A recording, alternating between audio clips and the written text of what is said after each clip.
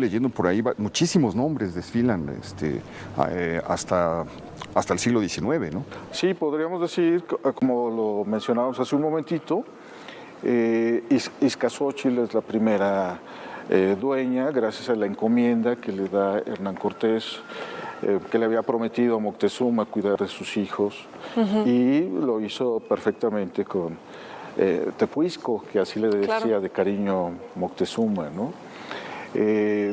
Posteriormente, por alguna situación de intereses políticos, los reyes católicos veían que Cortés era el hombre de poder, estaba repartiendo territorio. Para que se den una idea, le da también como propiedad a Cristóbal de Tapia, uno de sus mejores amigos y uno de sus capitanes, desde Tenayuca hasta Azcapotzalco. Todo eso le dio a Cristóbal de Tapia y a su hijo, que era uno de sus mejores amigos y uno de sus capitanes. Bueno, porque eso se acostumbraba en los ejércitos caballeriles de la época. Claro. Una vez que había el triunfo, una vez que se realizaba las conquistas, había la repartición de tierras. Sí. Y a Cristóbal de Tapia le regala esta propiedad. Bueno, y luego también vamos a ver algunos conquistadores que incluso le reclaman al rey más tierras porque dicen, si nosotros hicimos la conquista, pues que nos toque un poco más del botín, ¿no? O sea, sí era muy común que se les premia.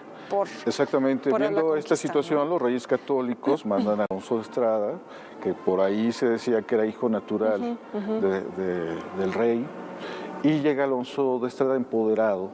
Por ahí también se menciona que era un hombre, pues que ese empoderamiento lo hacía tener cierta presunción. Lo dice Bernal Díaz del Castillo. Exactamente, sí era un hombre que sabía para qué era el poder, y entra en conflicto con Hernán Cortés, que a pesar de que muchos historiadores pues han su figura por algunas matanzas que se le atribuyen a Cortés no lo quieren, sin embargo su visión de estratega militar y también su visión política lo hace como uno de los personajes más grandes de la historia del virreinato. Claro. ¿No? Sí. Desde luego, queda muy poco de esto que estamos platicando. Este es un escenario completamente distinto, es un escenario ya del siglo XVIII. El edificio, digamos. El edificio, me refiero. Sí, el edificio actual. Sí, claro, la fisonomía actual pudo haber sido pues, más o menos semejante, pero estamos... Fue más austera, desde luego, ¿no? Es decir, el siglo XVIII siempre va a ser un poquito más lujosa, ostentosa en sus decorados. Y lo vemos aquí, bueno, en la pintura mural, que me imagino que es una reconstrucción del original. Sí, ya ha atravesado algunas restauraciones, sin embargo mantenemos prácticamente la esencia original y tenemos una decoración conventual y monástica, ¿no? Por esta herencia de los monjes agustinos. Había una puerta abierta que nos está jalando, ¿podemos ir hacia allá? Adelante, vamos para allá. ¿Qué pasa después de todo este enredijo de los primeros años de la Nueva España y de las muertes, matrimonios, cambios de manos, etcétera? Por favor, te sigo. En 1573 los monjes agustinos adquieren la propiedad y posteriormente ellos la mantienen. Esa es la época de formación de la Hacienda Santa Mónica como granero, ¿no? Aquí al patio de los aljibes, que es una belleza, y que bueno, pues aquí podemos ver una pequeña muestra de lo que es pues toda la sabiduría de los jesuitas en términos de ingeniería y de manejo del agua, de la cual tendríamos que aprender el día de hoy, la verdad. Entonces, no sé si quieres platicarles un poquito de la red de canales. Un poco lo increíble, la verdad, de este inmueble es que podríamos usar este adjetivo que hoy usamos tanto de ser autosustentable, ¿no? Y tener esta relación inteligente, ser un edificio inteligente respecto al ambiente de la naturaleza, al entorno y al aprovechamiento de los recursos, ¿no? Entonces, en ese sentido, los jesuitas fueron grandes arquitectos, ¿no? E ingenieros hidráulicos, porque pues construyeron todo esto aprovechando los subniveles de todo el terreno, ¿no? Que tiene importantes subniveles. Sí, ahorita estamos como en medio, bueno, y y hay otra parte más alta para allá, ¿no? Y el templo está mucho más abajo, ¿no? Sí. Todo eso también tiene que ver con cómo estaban las plataformas y los templos que estaban construidos aquí en época prehispánica, ¿no? De importantes asentamientos, pues otomí sobre todo. Entonces, pues bueno, sí aprovechan toda esta distintos niveles del terreno para crear el inmueble de una forma, pues les digo, que pudieran aprovechar estas corrientes de agua, ¿no? Para pues alimentar todo el colegio, ¿no? Entonces, pues abajo de donde estamos hay muchos canales, ¿no? A lo largo de todo el inmueble hay muchos canales. ¿Se captaba en estos lugares? Ahí hay como una cisterna. Sí, esta es una forma de captar agua en particular. Una cisterna antigua. ¿no? Están conectados por abajo, son de gran tamaño y pues de aquí se sacaba gran parte del colegio que se iba captando de todas los canales que Por ejemplo, había. aquí se pueden asomar si quieren, con cuidado, para que vean que todavía tenemos recepción Ahí de está, agua, sí. aunque pues es un agua de la red pública, ¿Esto es ¿no? agua pluvial? No. Principalmente hay... O sea, sí, en el sistema original era agua pluvial. Sí, agua pluvial, exactamente. Sí. Y, Los canales. y bueno, también mucho de las aguas rodadas, que se les llama así porque justamente venían, en la época de lluvia, se aprovechaban todos estos desniveles y se captaban para llegar aquí al colegio y todo eso bañaba la huerta, bueno, alimentaba también los molinos, que eran la producción importante de trigo para sostener el colegio y el noviciado. Entonces, pues ese aprovechamiento de agua, pues realmente lo supieron trabajar y usar de una manera muy inteligente, ¿no? Los jesuitas. Hoy en día, pues todavía siguen llegando estas aguas, ¿no? Para alimentar nuestra huerta, que cuando no llegan es muy triste ver que está seca, ¿no? O sea, Claro. es la naturaleza realmente actuando, aunque bueno, pues todavía hay cambios ya en esa naturaleza. Y muy cerca de aquí estaba la presa de la Concepción, ¿no? Donde también ahí aprovecharon para hacer el acueducto, ¿no? Y también pues canalizar las aguas de los ríos cercanos. Muy bien. Y es que además, la verdad, las aguas rodadas siguen funcionando. O sea, siguen nutriendo los campos de cultivo, los campos de fútbol, y nosotros somos los últimos en llegar, por eso también luego no nos toca. Pero sí hay que entender cómo esta infraestructura de ingeniería es tan útil y deberíamos de retomarla. ¿No? Porque podríamos cada vez es más captar, urgente, pues. entenderla. O sea, allá arribita están algunos de los canales también que van llevando también agua a distintos sitios. Entonces, pues como les dijo Alejandra, pues es autosustentable este lugar, lo cual es una maravilla. Bueno, y mira, Héctor, nada más en unos minutitos que hemos estado aquí, hemos visto conocimientos médicos, conocimientos de ingeniería, el estudio de las lenguas, pues con eso nos damos también Y una una idea. probadita del arte. Sí, algo de arte, pero eso nos da una idea de cómo pues los jesuitas son realmente quienes introducen el pensamiento ilustrado a la Nueva España, ¿no? Así es. Oye, Así y esta es. foto maravillosa donde vemos muchas mujeres, me da gusto. Sí. Es el lugar donde estamos, ¿verdad? Así es aquí la biblioteca antes de las renovaciones más recientes, pero como ven la estructura es la misma. Sí, el techo es el mismo. Sí, también, ¿no? sí, sí. Y bueno, hay que decirle al auditorio que esta biblioteca es de consulta pública, pueden venir aquí a estudiar, a trabajar. Hay un catálogo en el cual se puede explorar el acervo y también hay préstamos interbibliotecarios y a domicilio para las estudiantes de antropología. Bueno, y aquí literalmente pueden descubrir el mundo entero, ¿no? Pueden descubrir el mundo entero. Es un viaje que desde el centro histórico se puede emprender por varios rincones del orbe a través de la literatura. Oye, pues qué interesantes están los libros, se antojan todos. Mira de Los invitamos a que vengan aquí a echarse un clavado. Sí, la verdad que más sí. de 150 años. Cuando gusten. Oye, y todos estos también, arte popular de Brasil, artes aplicadas de Corea. Hay catálogos de exposiciones que se han hecho aquí desde el 64, publicaciones periódicas, revistas que editan otras instituciones de México que trabajan temas del mundo, como el Colegio de México, algunos departamentos de la UNAM y revistas del extranjero que nos llegan también, que tienen esta temática. Así que bienvenidos y la biblioteca está abierta en el mismo horario del museo, todos los días menos los lunes, de 10 a 6 de la tarde. Bueno, platícanos un poquito acerca de la historia del museo, qué es lo que vamos a ver, Pues miren, cómo ha sido su devenir. los vamos a invitar a hacer un recorrido por las áreas que normalmente el público no transita, que son los acervos de colecciones y el laboratorio de restauración. Porque este museo tiene una riquísima historia desde 1965. Me gustaría enfocarme en lo que es el Museo de las Culturas del Mundo, que además estamos cumpliendo 60 años. 60 años de investigar, conservar y difundir patrimonio de culturas del mundo, es decir, de otras regiones del orbe, y somos el único museo de Lina que hace esto. ¿Cómo surge esa idea? Pues mira, los primeros directivos del museo de aquel entonces, Julio César Olivé, doña Beatriz Barba de Piñachán, se daban cuenta de que toda la infraestructura de los museos del país estaba volcada a lo nacional, lo cual es justo y válido porque tenemos un patrimonio inagotable. Sí, riquísimo. Pero, ¿qué pasaba en esos años 60 cuando el mundo ya estaba de alguna manera globalizado, interconectado, venían las Olimpiadas? Ellos decidieron consagrar este museo con esta tónica particular, y en aquel momento fue un museo pionero en Latinoamérica, porque no hay muchos museos que dediquen su expertise a las culturas del mundo. Y ya había acervos de esto, Ajá, ¿no? sí, iba a preguntar. Había acervos, sí. Había colecciones que habían llegado como regalos a varios presidentes. Incluso desde Porfirio Díaz hay una armadura samurái por ahí en la sala de Japón que llegó como un regalo desde esas épocas. Y después, muchas delegaciones extranjeras normalmente traen regalos que se fueron depositando aquí. O sea, que ¿se formó así? colecciones ya existían. Y también comunidades que desde los 60, comunidades extranjeras, han dado colección al museo. Esto es muy bonito porque este museo se ha formado así, de regalos, intercambios, donaciones, de embajadas, particulares, universidades. Es un espíritu de mucha cooperación internacional. No tenemos un solo objeto robado, no somos un museo colonial de ninguna manera. Traído de otra parte del cielo. Eso es muy interesante destacarlo. ¿Y ¿cuántas piezas lo conforman? El acervo consta de más de 17,000 piezas, ya sobrepasamos las 17,000. La gran parte está en los repositorios de colecciones, donde los vamos a invitar a pasar, y otra parte en las salas de exhibición. En la planta baja tenemos las salas de Egipto, Mesopotamia, Grecia y Roma. Y arriba tenemos en el entrepiso China, Corea, Japón y una nueva sala sobre la cultura turca. Y arriba tenemos salas etnográficas, una dedicada al pueblo Gunadule, que es un pueblo que habita entre Panamá y Colombia, y el pueblo Sami, que están en el norte de Europa.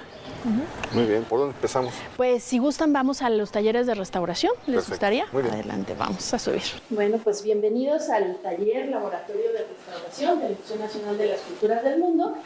Este es parte del corazón del museo, en donde se hace una de las labores más especializadas dentro del museo, pero también de Lina, porque nuestras compañeras restauradoras han desarrollado una expertise muy particular trabajando con colecciones que en México no son comunes, y pues han desarrollado estudio, han desarrollado capacidad para analizar los materiales y restaurar piezas pues que son únicas en México y en el mundo también. Muy diversas, ¿no? Todo tipo de Muy materiales. diversas, todo tipo de materiales.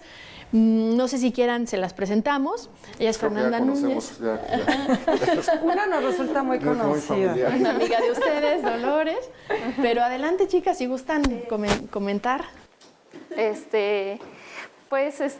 Por ejemplo, en este caso tenemos aquí sobre la mesa extendido un impermeable, pertenece a la cultura inuit, y bueno, este impermeable está elaborado con intestinos de foca, y cada una de las secciones del intestino está cosido con los tendones de la propia foca, y eso a su vez hace que, según la literatura, cuando se moja este material, se hincha el mismo material de los tendones y del intestino, y eso hace que se vuelva completamente impermeable y ayuda a que el cazador que vaya en el kayak no se moje. Bueno, pues estamos ya en la esquina de artículo 123 y eje central. El panorama que tenemos atrás es espléndido, lo perdemos de vista muchas veces en medio del tráfico al pasar en medio de la aglomeración de gente, pero pues estamos frente a una de las cúpulas que formaron parte del convento de San Francisco, que comenzó a construirse en el siglo XVI, que tuvo sucesivas renovaciones. Lo que estamos viendo es de 1710 aproximadamente. Sí, ya estamos en el siglo XVIII y la verdad es que resulta muy interesante y la vista que estamos ahora teniendo, ¿no? Porque corresponde a algo que pocas veces nos detenemos a ver. Cómo la arquitectura religiosa marcó los estilos de la ciudad entera. Y esta es una prueba de ello. Para el siglo XVIII, Palafox había hecho lo suyo y lo propio en Puebla. Y en México hay que reproducir porque es la capital de la Nueva España. Entonces, en el centro es muy poco frecuente encontrarnos con pechinas, con campanarios y, por supuesto, cúpulas que estén cubiertas de azulejo. ¿no? Que además en árabe la palabra azulejo es muy bonita porque es ver a Dios de lejos, ¿no? El azul del cielo. Entonces aquí era, imagínense en esta ciudad que decíamos, achaparrada, donde el punto para venir a orar lo marcaba el mediodía, ¿no? Al caer el sol sobre esa cúpula, y una cúpula muy singular, si ustedes se dan cuenta, y gracias al hoy camarógrafo Casimiro Castro del siglo XXI que ha sobrevolado su dron, ¿no? Podemos dar cuenta y el televidente lo puede ver la composición. Cúpula viene de copa invertida, ¿eh? Lo que hace es eso, hacer, y al mismo tiempo servía para la oración, ¿no? Hacer una acústica, una concha acústica. Y vemos por fuera cómo están las nervaduras, que son estos cortes o gajos, que regularmente se ocultaban porque para el siglo XVII no es tan sofisticado. Aquí, si nos damos cuenta, nos permite ver que incluso tiene una ornamentación. Claro. ¿No? Entonces eso le daba ya un carácter, y todavía rematada con sus 8 lados, ¿no? Ochavada, que se le llama, ¿no? Octogonal, ¿no? Para que tuviera entrada de luz directo. Entonces es una joya de la arquitectura, ¿eh? Que la pasamos de largo, nos damos cuenta de lo que está, no sé si al interior de hoy librería pueda servir como luz natural, pero en su momento lo era, y al mismo tiempo elevar los cantos, ¿no? Por eso también la linternilla. La ¿no? linternilla, que sí. Es elemento arquitectónico que permite la entrada de la entrada de luz, y que era una orientación de la luz para las horas de rezo. Entonces aquí lo vemos cubierta con ese muy buen trabajado, este azulejo. Nosotros le llamamos de Talavera, de repente, para que no se ofendan en España, ¿no? Oye. Es una réplica ese original, ¿no? Y hay un detalle que nos están mostrando quienes lo hicieron. Claro. Que es, pues, está recubierta por un edificio del siglo, finales del XVIII, principios Sí, del XIX, 19. un edificio posterior, pero nos dejaron una señal ahí para poder identificar de qué se trataba.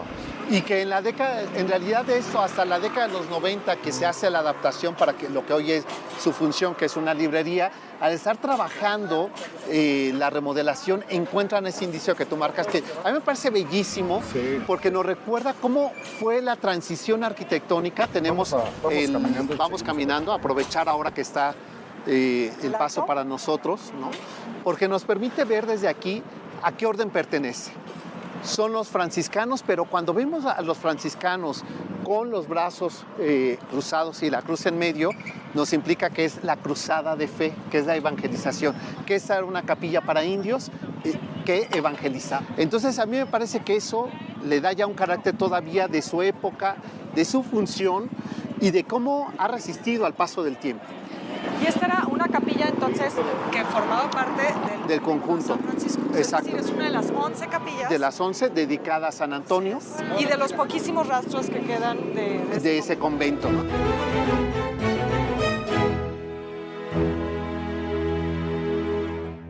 Donar es el primer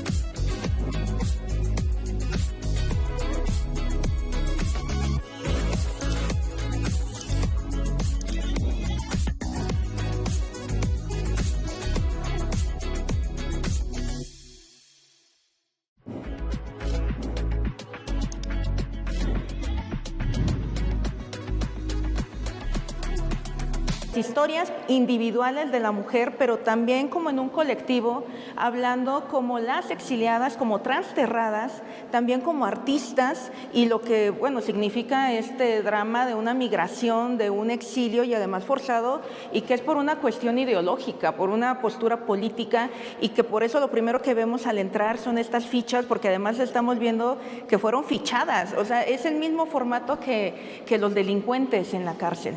Entonces, cuando llegan, su foto de frente, su foto de perfil, algunas, como dice Beca, vienen de niñas, entonces aparecen con sus padres, algunas otras solo viene la foto del padre y entonces dice atrás que viene con sus hijas, algunas ya vienen con esta actividad desarrollada, ahí podemos ver incluso, te dice si la raza, ¿no? Esta palabra que además mucho en 40, 50. Blanca, ¿no? Blanca, o su habla, o también la religión, incluso algunas aparece en su ocupación, viene el hogar, pero en otras artista, pintora, mecanógrafa, dibujante. Entonces es también una manera de verlas, cómo están llegando a México y esta dicotomía que significa que encuentran un hogar, pero están dejando también una patria. Entonces toda esta situación, de verdad, cuando uno empieza a ver que no es las artistas, sino son historias de mujeres, son individuos, son personas, y que además esto dejó una marca muy grande en nuestro país también en la cultura. Bueno, y creo que, por cierto, Héctor, hay que decir que si ustedes están viendo esto y están cerca del centro histórico, vengan corriendo a ver la exposición. Todavía les quedan un par de horas para verla. De cualquier manera, teníamos muchas ganas de dejar un registro de que, claro, de que esto se presentó, de que esto existe. Exiliadas de España, artistas en México. Valdría la pena empezar a revisar algunos nombres, a recorrer algunos nombres. Es célebre el caso de Remedios Varo. Sí. Estoy leyendo aquí a Marta Palau. Claro, que ella es de las que llega de niña. Llega de niña y bueno, tenemos toda, que también a veces se confunde con que todas llegaron en el exilio, pero es una tradición también, o sea, es una herencia que dejan, son las mujeres que llegan como niñas o llegaron ya grandes, pero que también le están transmitiendo a sus hijas, y sus hijas también fueron artistas, o incluso sus nietas. Entonces estamos hablando de 3 generaciones aquí conjuntas, no solamente aquellas que llegaron, sino aquellas que también nacieron aquí, pero que tienen una herencia hispana y que muchos de nosotros decimos, bueno, es que voy a casa de mis abuelos, ¿no? Pero ellas ya no podían ir a casa de sus abuelos. Bueno, pero además heredan de alguna manera la condición a la cultura del exilio, ¿no? Sí. Aunque ya hayan nacido en México. Porque les empiezan a contar cómo era y es una memoria que está muy alejada de ellas. Claro. Entonces también hay un exilio de esa patria. Entonces, lo vemos aquí, no todas son del 39, hay algunas de los 40, de los 50, porque no fue un exilio de un momento, sino venían llegando conforme pasaban en estas oleadas, y también de que, bueno, te dicen que en México hay oportunidades, vámonos a México. Claro. Oye, Bardazano, era el pintor, ¿verdad? Esposa del pintor Juan Bardazano. Sí, porque además tenemos las fichas, bueno, el reverso y el dorso también, pero viene una historia, o sea, vemos las firmas, vemos su letra, vemos cómo es llegar y con estos rostros que además pues no están posando, ¿no? Es una cuestión estética, están llegando después de un largo viaje. Y lo que traen arrastrando, ¿verdad? Sí. Aparecen la edad, aparecen los ojos, cómo son, qué idiomas hablan. En verdad es algo como que es muy íntimo y después de dónde están llegando. ¿Cuántas mujeres están consignadas en esta muestra? Tenemos 29 artistas. 29. 29. Y Verónica, creo que sería también importante mencionar que esta exposición surge de 2 investigaciones de tesis doctoral, ¿no? Y que han sido adaptadas a formato de exposición. Fíjate que eso es muy importante porque siempre hablamos como de los curadores, pero esta parte, la parte curatorial, quienes tuvieron esta concepción de la exposición son 2 investigadores, o sea, no fue nada más como que llega el aniversario y vamos a poner una exposición, sino que hay un trabajo detrás. Son 2 catedráticos de la Universidad de Granada, son Yolanda Guach y Rafael López Guzmán, que llevan años rastreando a estas mujeres que llegan a México como artistas, artistas o que se convierten aquí en artistas, o también ese rastro familiar, si son las hijas, si son las nietas, y cómo tienen en el imaginario y en su propia producción esta herencia hispana. Entonces, a mí algo que me gusta mucho de esta exposición es que no fue cronológica, sino que la misma investigación curatorial hizo que lo pudieran hacer temático. Dijeron, bueno, es que primero tenemos que ver a estas mujeres, porque como dice Héctor, o sea, ¿por cuántos años no sabíamos que estaban? Claro, entonces vamos a ponerle nombre, sí, vamos a ponerle rostro. Exacto, ¿no? Es lo más importante. Y aquí las vemos muchas pintadas por sí mismas. Son estos autorretratos y que además a lo largo de la exposición vamos identificando también sus estilos. Entonces ya supiste cómo se llama, cuándo llegó, cómo era. Ahora la ves en esa autorrepresentación y después vas notando. Del poeta Eduardo Vázquez. Sí, también. ¿Verdad? Pero es justo esa idea, es ahora vamos a decir, él es el hijo. Él es el hijo, exacto. Y el espacio que se les concede dice claramente junto al tianguis de Juan Velázquez, es decir, no existía la Alameda, lo que ahí había en esa zona hacia aquel lado era un gran mercado, sí. Había, dice el documento, casas de indios, pero el lugar que les dan son junto a 3 árboles secos. Exacto. O sea, imaginemos entonces la calzada México-Tacuba por la que huyeron unos años antes apenas, en 1520 los conquistadores, y en el sitio donde a partir de 1524-1525 Cortés marcó con la espada unos predios para repartirlos entre sus soldados a lo largo de lo que luego fue conocido como la Ribera de San Cosme. En honor a que pues, llegaron a Veracruz. Exacto. Se forma una cofradía. Sí, la cofradía de la Santa Veracruz, o la Cruz Verdadera, esa es la traducción. Y se empieza a levantar un templo que no es este. Que no es este. Este ya prácticamente es de finales del 17, 18 y hay que advertir que incluso hasta siglo XXI. ¿No? Sí, bueno, tiene intervenciones. Sí, el campanario, esto que tú referías, Beca, con el sismo del 2017, queda muy afectado la parte del campanario, este torreón, ¿no? Y que ha sido modificado. Pero ya aquí también hay un personaje, si ustedes se fijan en la parte superior, vemos todavía en la parte del arco. Sí. Donde ahora sobrepuesto, pues está bueno, digo ahora, claro, pero en realidad está desde el siglo XVIII, ¿no? Esta fachada. Y que esa intervención en algún momento se le había atribuido a Manuel Tolsá. Nada más lejos que eso, porque Tolsá ya no hacía este tipo de arquitectura. Bueno, seguramente porque su casa estaba al lado, porque estaba al lado, entonces por eso le decía. Donde se hizo el espantoso Teatro Hidalgo. Exacto, sí. Señor Prieto, ¿no? Prieto, sí. Y cuyos restos de Tolsá están enterrados en algún lugar.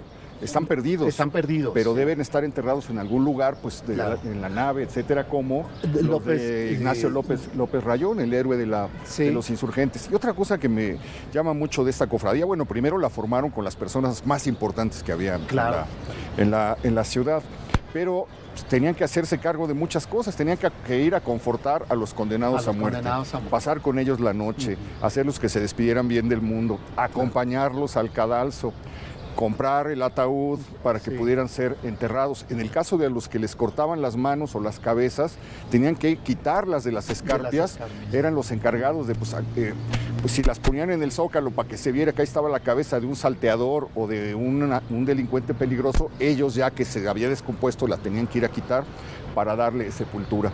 Y luego dicen que estos personajes, pues lentamente la gente fue dejando de dar dinero, comenzó a llegar gente menos importante, ya no les alcanzaba para los ataúdes y se inauguró lo que le llamaba de burla el pueblo, la cofradía del petate. Porque ya no les ponían un ataúd, sino que los envolvían. El famoso era la técnica, que era la técnica anterior a los españoles. Sí. Y hay que decir otra cosa, Héctor y Beca, sobre este espacio, porque además incluso el propio Hernán Cortés decide que sea este espacio. Es el punto crucial de la huida, pero también donde va a comenzar la ruta de la evangelización. Llegaremos a ese punto donde pone una ermita dedicada a San Hipólito, ¿no? A los caídos, y considera el conquistador negro. Exacto, y considera que sea, y por eso es que hace esta plazuela atípica que mira hacia adentro, que se mire donde queda la ermita de los caídos. Entonces, al hacer este doble espejo, ¿no? Permitía arquitectónicamente marcar como punto que no olvidan que este es el momento crucial de una conquista que terminan ganando, ¿no? Qué bella imagen nos está regalando la plaza. No, bueno. ¿No? Maravillosa plaza, imagen. Sí. Sí, fíjate, Entonces, pues es el punto donde se inicia propiamente la religión. La religión, en la sí. Nueva España. Estamos pisando este lugar y pues donde se desata uno de los primeros grandes cultos de la Nueva España, Claro. porque Carlos V entrega a un Cristo crucificado, le regala a la cofradía un Cristo que es conocido como el Señor de los Siete Señor de Velos, los que Siete todavía, Velos. Claro cuando que- logramos entrar hace unos años, Beca, todavía no Todavía- llegaba el sismo, todavía no se exacto, cerraba, todavía está, y pero estaba- pudimos ver las imágenes y pudimos ver las imágenes al Señor de los Siete Velos con todo el culto, un templo bellísimo, quién sabe cuál vaya a ser su destino. Este es uno de los edificios que se encuentra en gran riesgo, de los edificios históricos. Desde 1931 se le decretó de ese modo, ¿no? Y bueno, y hablando de su belleza, es un edificio churrigueresco, ¿no, Sí, Sergio? casi churrigueresco. Hay que recordar que es cierto que van a ensayar este estilo. No, y te voy a decir por qué. Porque las columnas no quedan expuestas. Sí, son estípites, pero todavía están adosadas al muro. En el churrigueresco, la columna debe quedar expuesta, es decir, se puede ver por sus cuatro lados. Y eso O sea, es previo al churrigueresco. es Como previo. un- como un ensayo. Como un ensayo. Como lo que 6 pasa meses que- antes. Pero mira, Oye, ¿sabes qué? ¿por Incluso qué habría no que nos- decirlo, como 3 intentos de que no se viniera abajo. En mapas de 1600 ya aparecen estas pequeñas cerraduras internas de este solar y entonces aunque Pensadas precisamente para tener una serie de comercios donde se iban a vender las cosas que traían de la nao de China. Era un poco la idea de vender esos productos que bajaban de las flotas para traerlos a este lugar. Y quedan así, un poco olvidadas, un poco abandonadas, pero la verdad es que encantadoras. Estamos viendo que se robaron ya las placas de la olla y del comal, además los que nombres se llama son Callejón de la Olla y bellísimos. del Comal. ¿Tú sabes por qué? No, fíjate, no, y también pensaba que Marroquí no nos diera respuesta. No la tiene. Yo pensaría que tiene que ver justo con la idea del comercio, pero la verdad es que solo no, está muy lanzada al aire la idea, pero son encantadores los nombres. Lo cierto es que estos espacios pequeños, cerrados, luego van generando otro tipo de Con misterios estas esquinas. que si no están bien iluminadas, y lo cual pasó hasta muy reciente, ¿no? De hecho, cuando se va la luz en la ciudad, uno entiende por qué de verdad no se salía de noche, porque no se ve nada. Y en este callejón hay dos historias que nos vinculan un poco a las historias que hemos podido platicar de la Nota Roja Porfiriana. Una es que aquí está la escuela, o aquí estuvo más bien, la escuela del papá de Rode, el maestro de inglés que asesina a su mujer. Su papá, Guillermo Rode, también era maestro y fundó una escuela en lo que era una antigua casa de señoritas, que además había muchas en la ciudad. Cada vez que uno lee estas historias resulta que en todos lados había casas de tolerancia, y además hablan que era para... Aquí estaba, aquí. Aquí, dicen que justo en la esquina del Pues era Comal... un lugar ideal para un prostíbulo. Sí. Un lugar discreto, En fuera una de la esquina vista. donde nadie ve. Se vuelve escuela y dicen que en la noche venían borrachos o venía gente pues a pedir servicios y que ya les tenían que gritar que no, que era una escuela, y que contratan a alguien especialmente solo para hacerles saber que ya no es, ¿no? Casa Oye, de se ve que citas. la éxito la casa. Pues luego son negocios más perdurables, ¿no? Pues sí, la verdad. Más pensados. ¿Y cómo se llama la mujer de Rode, la víctima? La señorita Amelia Sornosa, con Z, ambas, que además, bueno, se va a hablar de su niñez, de su bautizo, digamos, sí aparece un poco más de su historia, y pues de la familia Rode, que incluida esta del Comal. Pero me gusta mucho llegar a ese punto, porque también en ambos callejones, es donde Primitivo Ron, que fue el que le da este mito a la Nota Roja, ¿no? Que su cadáver, cuando aparece en la prensa, que es de las primeras fotografías que Que mata al suceden, gobernador Ramón Corona. a Ramón Corona, y que le ponen tinta roja, ¿no? Sí, sí. Para hacer parecer que pues es la sangre, sangre. ¿no? De alguno de los dos. Fue gendarme de estos callejones. Él era de Guadalajara, pero viene a trabajar a la Ciudad de México, y aquí es donde es acusado de afeminado. Y entonces él... ¿Acusado de qué? De afeminado. que era como un poco el insulto que podríamos o no asociar con la homosexualidad, porque a veces no era así, sino tal vez eran los modos, eran las maneras. Y él tiene que sacar una carta defendiendo su honor. Y entonces, poquito antes de que asesine a Ramón Corona, tiene un mini escándalo que tiene que ver con esto. De hecho, le dicen que por ser de Jalisco, parece tamalero del mercado de San Juan, que también tienen el mito allá que justo los tamaleros eran insultados y se burlaban de ellos y que por eso traían puñales para defenderse y que por eso a la gente también le hacen así, ¿no? Pero entonces Primitivo Ron tiene una mini historia de transgresión en la Ciudad de México y después va a tener la gran historia de transgresión, que es haber asesinado al gobernador de Jalisco. Y de haber pasado la historia por la sangre en su... Sí, se está asociado con el término nota roja, ¿no? Renan Porter también tuvo algún vínculo con Sergei Eisenstein en el momento que estuvo aquí. O sea, se conocieron. Se conoció, sí. No sé si se conocían de antes o se conocen aquí, pero de alguna manera estuvo cercana a Sergei Eisenstein cuando hace que viva México. Por lo pronto, Carlita nos ha citado frente a la Escuela Secundaria Diurna número 10, Leopoldo Ayala. Veo que mucha gente escribe que estudió aquí. ¿Esta era la militarizada? No, este era el ex colegio de las Teresianas, que se inaugura en 1904. Lo manda a construir un personaje que era también vecino de Mixcoac, que se llamaba Felipe Martel. E incluso él lo hace 100% dedicado a las mujeres, porque él tenía varias hijas, entonces quería hacer un colegio en la zona para que ellas pudieran estudiar. Pero después de ser un colegio, en 1934 el gobierno lo expropia y entonces se convierte en la secundaria diurna número 10, Leopoldo Ayala, que fue otro vecino también muy recordado por, como ya mencionaba Héctor, por los vecinos, porque además sí hay registro de varios de estos testimonios. Al menos yo he rastreado 2 libros que me fascinan por tener esta memoria local de la gente que pues vino a estudiar en esta escuela, de todos los que se encontraban por aquí, y uno de ellos es, el título es muy bonito además, se llama Entonces Mixcoac. Y este libro, este libro lo hace Jorge Luis Castillo Trufiño y lo publica el Consejo de la Crónica cuando estaba presidido por Ángeles González Gamio, que también es otra cronista maravillosa de la Ciudad de México. Sí, ella presidía el Consejo de la Crónica y entonces este personaje llega y les muestra un manuscrito que pues hablaba de los recuerdos que él particularmente tenía de Mixcoac, pero también de otros vecinos. Entonces empiezan a recordar a Leopoldo Ayala y cómo era director y lo regañaban, ¿no? Y cómo era también pues un director muy bueno de esta secundaria que se quedó en el universo imaginario de los personajes no reales de los vecinos de Mixcoac. Y el título viene de un poema que él escribe a Mixcoac, entonces les voy a leer un pedacito si quieren, porque es uno de estos libros que además es muy difícil de conseguir. Yo no lo tengo físico, pero ya que hemos estado visitando bibliotecas, también les quería recomendar que se encuentra en la biblioteca del Instituto Mora, porque ellos tienen una sección dedicada a los libros de Mixcoac que se han escrito en el barrio. ¿Sabes? Es que se lo tienen en la colección general, entonces lo tienes que llegar y solicitar y pedirlo, pero bueno, ahí están todos los libros. Incluso sé que hay otro que se llama Cuentos del Viejo Mixcoac, que también es de vecinos que se inspiran en su barrio para escribir pues muchas de las anécdotas que suceden. Entonces, es un titulazo, ¿eh? Entonces Mixcoac. Y viene de este poema que ahorita déjenme encontrarlo, que se titula de ese modo, Entonces Mixcoac, y bueno, habla un poco de la añoranza.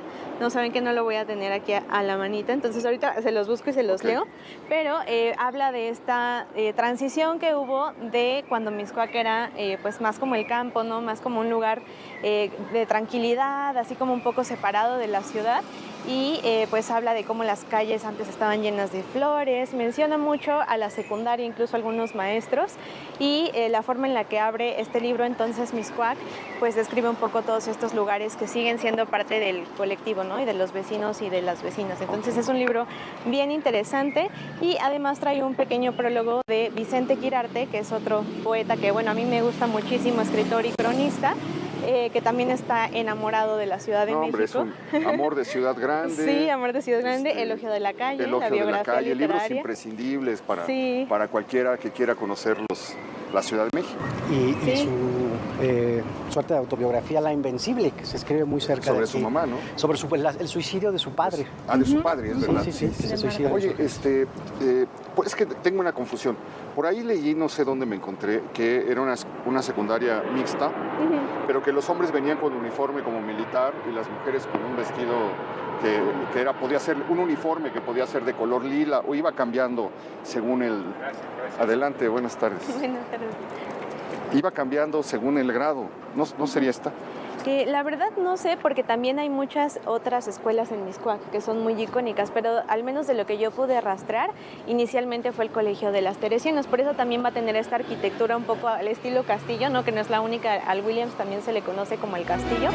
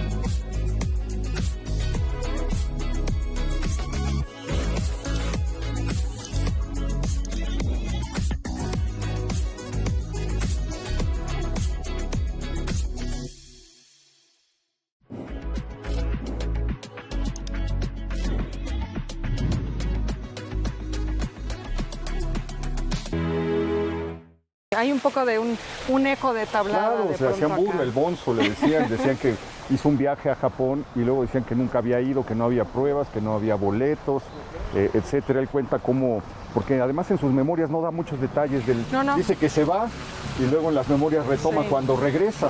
Pero te acuerdas que fuimos... Él introduce el haiku. Sí, introduce el haiku a México, pero recordarás que fuimos a la exposición Pasajero 21 hace algunos años que se hizo en el Palacio de Bellas Artes, porque el investigador Luis Ríos Caso de Limba encontró el boleto. Él era el número 21. Que demolía las acusaciones. Así es, ¿no? Que demostraba que sí, efectivamente, Tablada fue a Japón. Y entonces no solamente se trae eso a la poesía, sino que comienza a construir, porque él se convierte en agente vendedor de vinos. Entonces él vende vinos, porque la poesía y el periodismo pues no le dejan. A nadie. Y empieza a ganar mucho dinero y entonces compra un terreno en Coyoacán, donde hoy está la SOGEM, o el Teatro de la SOGEM, ahí estuvo su casa, y comienza a diseñar precisamente esto, un jardín japonés, con un laguito, con un puente, etcétera. Y aquí es donde le toca la decena trágica, es donde se entera de la decena trágica. Así es que es un gran apunte de acá. Como huertista sale del país y pues los zapatistas toman su casa. No, nos cuenta estos versos famosos del Saúz o del Saúz. Así es, sí, sí. Casi oro, casi ámbar, casi luz. Y luego se tiene que ir, estaba enamorado de su árbol, decía que había establecido una relación con su árbol que solamente un poeta podría entender, y cuando se va, se tiene que ir desterrado por haber apoyado el huertismo, se va a despedir del árbol, abraza el árbol, llora junto a su árbol y se va de México sin saber si un día va a volver. Años más tarde se le permite regresar y va una noche a ver a su árbol y se asoma por una reja y lo ve y dice, pero la revolución que le robó a tantos el alma, se la había robado a mi árbol. No sabía que esa corriente había desaparecido, no sabía que era yo el que estaba ahí viéndolo. Es una cosa muy impresionante que escribe en sus memorias. Sí. Pero bueno. Pero esta pagoda además apareció en el cine. Ay, no, hombre. Viruta y Capulina todo el tiempo filmaban aquí. La del señor fotógrafo que estaban mencionando, los paquetes de Paquita, comerciales no tienes idea cuántos hay. Y ahorita hay una nueva generación que descubrió a través de las redes este parque.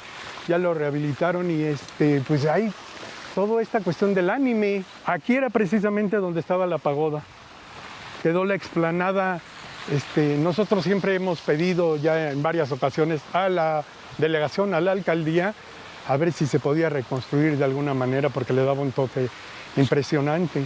Y además de eso, pues la fauna que encuentras aquí, o sea, no solo la flora, la fauna, ahorita se pueden ver en las piedras, qué a gusto están las, mira, las tortugas. Las tortugas ahí, allá. Tortugas japonesas. Sí. Y peces koi también, me imagino. Ahí, que se sí, encuentran por y hay aquí, otros ¿no? pececillos por ahí, pero ahorita por el sol, y siendo de sangre fría, pues vienen y se toman, digamos, su energía aquí. Viene mucha gente también a hacer yoga, a meditar y otras cosas aquí en la noche, pero es muy bonito. Y el sustento para sus familias. Claudia, me parece que nos van a dar chance de entrar a ver algunos claro, de los por espacios supuesto. históricos. Sí. Bueno, vamos a entrar, Adelante. dicen que es un lugar extraordinario, yo nunca he entrado, pero acompáñenos. Bienvenidos. Muchas gracias.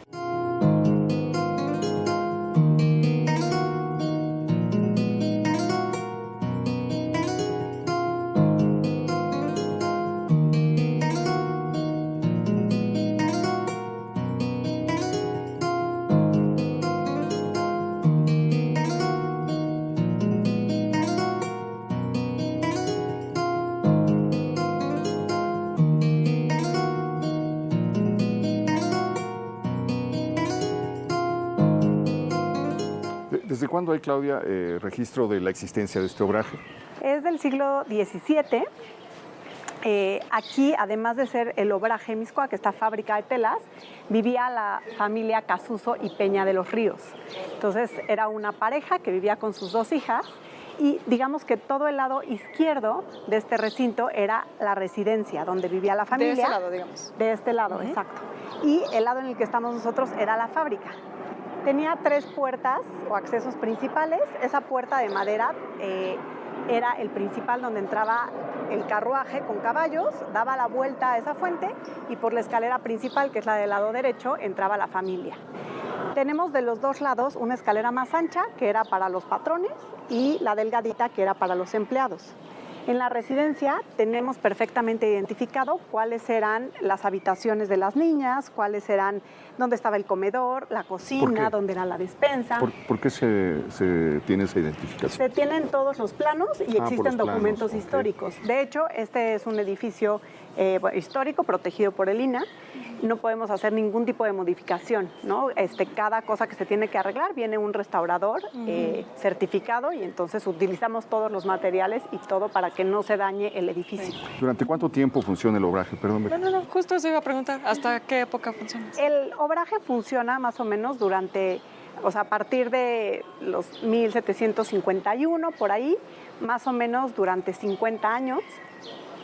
Y después ocurre una tragedia. Ustedes saben que por aquí pasaba el río Mixcoac y de repente pues los ríos retoman su cauce. Entonces el obraje tenía una huerta y en la huerta había un ojo de agua, el cual al haber una inundación importante por una tormenta, pues retoma este río Mixcoac su cauce y entonces inunda todo el obraje y se pierde absolutamente todo.